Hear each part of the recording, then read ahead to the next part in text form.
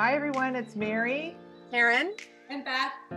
from Fine Lines Unrefined. We wanted to have another episode dedicated to menopause as it is a huge topic, and we thought we could tie it in with some of the questions we were receiving from you all that we hope you'll find valuable. So along the lines of menopause, we had some questions about learning to say no, how to deal with passive aggressive people in your life, overcoming differing points of view when it comes to family members sometimes and in-laws, and sort of advice you'd give to your younger self. So a lot of what we're going to talk about today sort of, I know, came for me later in life, like after 50. And what we're hopeful is that you'll find some value in what we have to say and maybe be able to put some of those principles into play today. There was one topic too, where a lot of this ties in is boundaries, right? So when Huge. we're talking about in-laws and we're talking about passive aggressive people, and we're talking about learning to say no. Right. It's establishing your boundaries as who you are, and that's, I think, where it starts, right? So if I can address to bring in sort of how I've dealt with it in the past, and still dealing with it, by the way. It doesn't end. You're constantly reestablishing your boundaries, I think, as things change, whether it's in your personal life, whether your kids are getting older, your boundaries are changing with them, relationships are changing, that's changing, they're in, they're out, whether you're single, married, boundaries are absolutely constantly changing. It starts, I think what's really important is that you work on what do you want things to look like. So what is it that's important to you? At the beginning, when I first was introduced into my ex-husband's family, they, my in-laws, my mother-in-law especially, she gave me a run for my money. Let me tell you, she was a very strong woman. So she just didn't like the fact that what happened was she did give me a very difficult time. So how I handled it, and this was actually at a very young age, was I ended up having a surprise visit. I showed up at her house, and we had coffee, and I sat across from her and just said, okay, what is it? What is it? Why are you giving me such a hard time? Have I done? Have I done anything to offend you? Do you think that I will not take care of your son? Do you think, what is it? And she said, no, it was none of that. It was that I was not a specific culture background. And that was what she didn't like. I said, okay, well, I can't change that. So can we move forward from this? Is there everything else? She said, yeah, you know what? Yes, we can. And it was the best thing probably I ever did, because her and I became so close. I miss her to this day. So I'm just saying, I absolutely recommend doing that. I think it also gained her respect. She saw how serious I was at such a young age about establishing that relationship and how important it was. So if you can find the courage as a young woman with your in-law family, if you can find the courage, because it will take that, yes, to approach them, then by all means try and do it in a positive way like you did. And it's definitely more difficult when you're young, like you were. And I didn't have in-laws for over 30 years. Right. And then when I turned 50 and I met Marco, I all of a sudden had in-laws. Yeah. And I got to tell you, even at 50, I was terrified. Yeah. It's the Italian parents and feeding your son properly and making sure your house is perfect and all the rest of it. Things that I already knew everything was perfect as far as I'm concerned. How would they perceive it? So again, the struggle is whatever age you're at, but boundaries did have to be set. They did have to be set. You have to, and it was much easier when you're in your 50s and you can speak your mind easily and clearly and not give as much, not care as much. On the brink of becoming an in-law as well. So I'm becoming a mother-in-law, right? So what I'm so grateful for having to go through that at that age.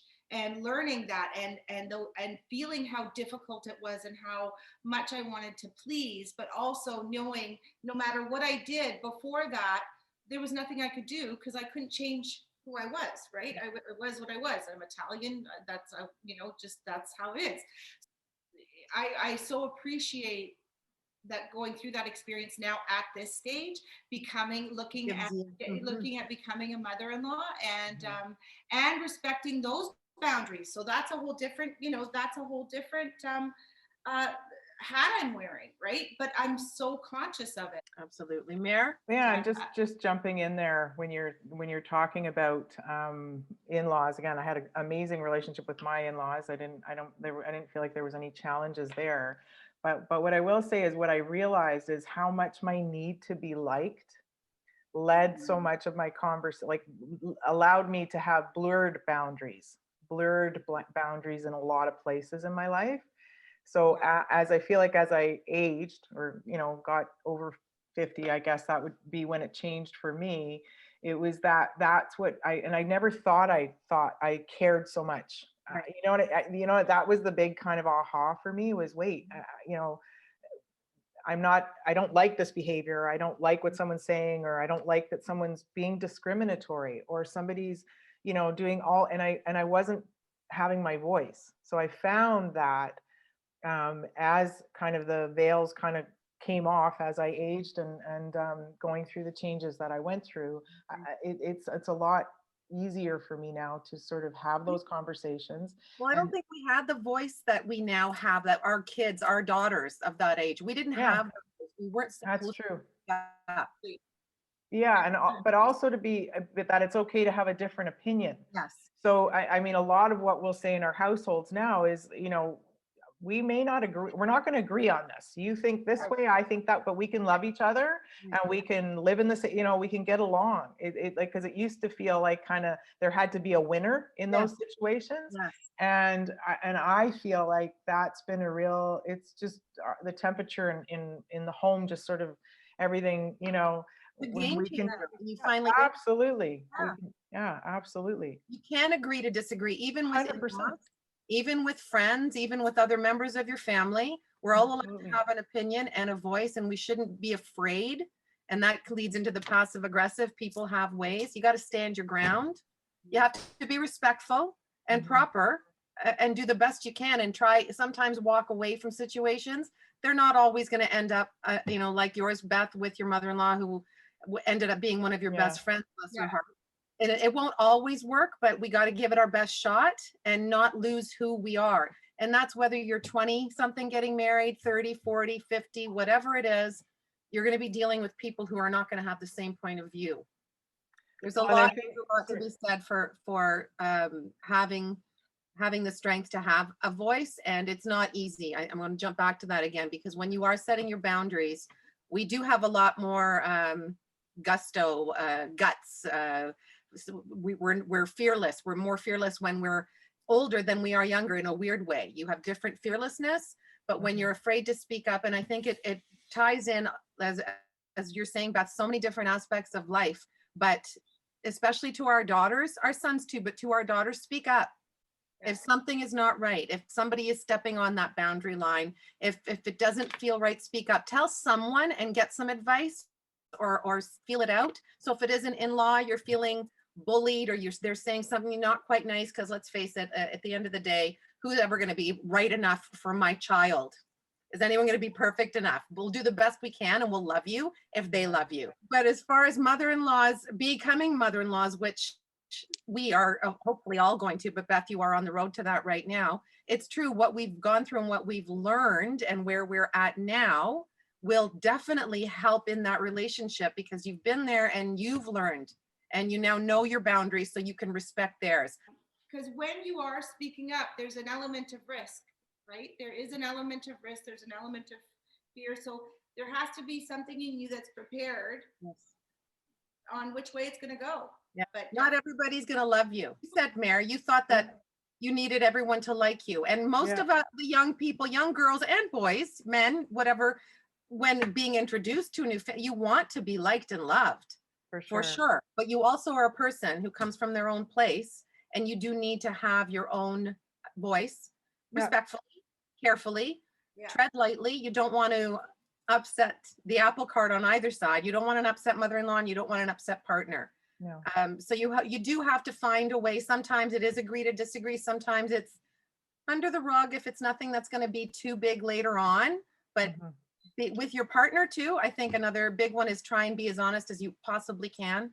Another thing that I learned again through menopause and post-menopause, getting into a relationship, is honesty. I'm going to tell you how I feel about it, whether it's a good thing or not. And we have to find a way to navigate it rather than hide it and let it stay inside and fester like so many of us do. Again, you get that sense of when you are in your 50s and you've lived the life that we've lived, you kind of say, nah, that's not going to work for me right now, and this is why.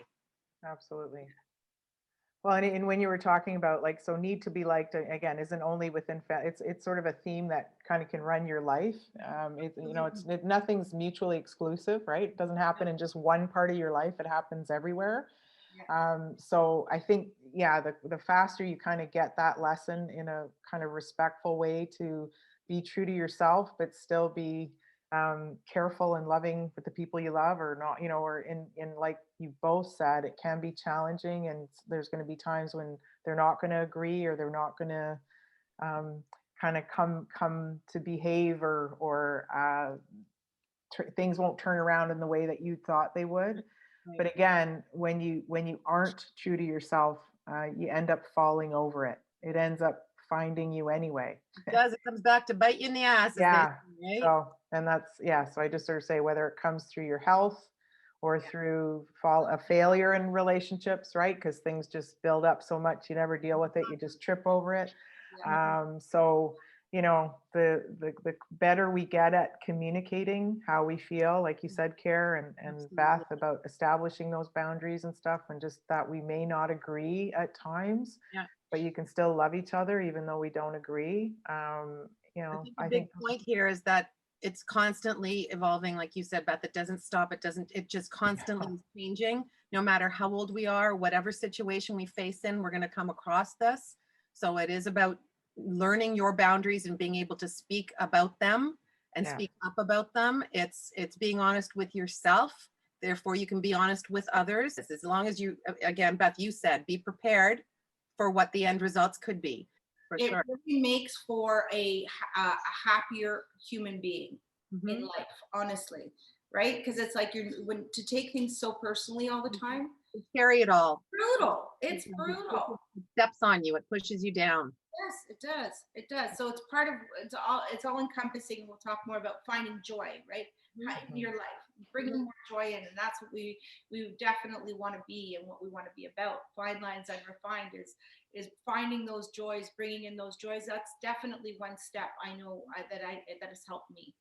Yeah. Well, and sorry, and joy, yes, but also being present, just being in the moments, right? Where I feel like most of my life I was worrying about what had happened or what's going to happen, right? So it's like, where can you just kind of be in the moment in your life, right? And I feel like that kind of came a bit more clear to me too at this point. Sorry, Karen. Stop, literally to stop and breathe in the air. Look outside, take a deep breath, look at the sky. Literally step outside and look up and just breathe and be in the moment. There is still a lot to be thankful for and grateful for most of us. I know not all of us. I know there are some people who have really, really, really struggling times right now, and I feel for you.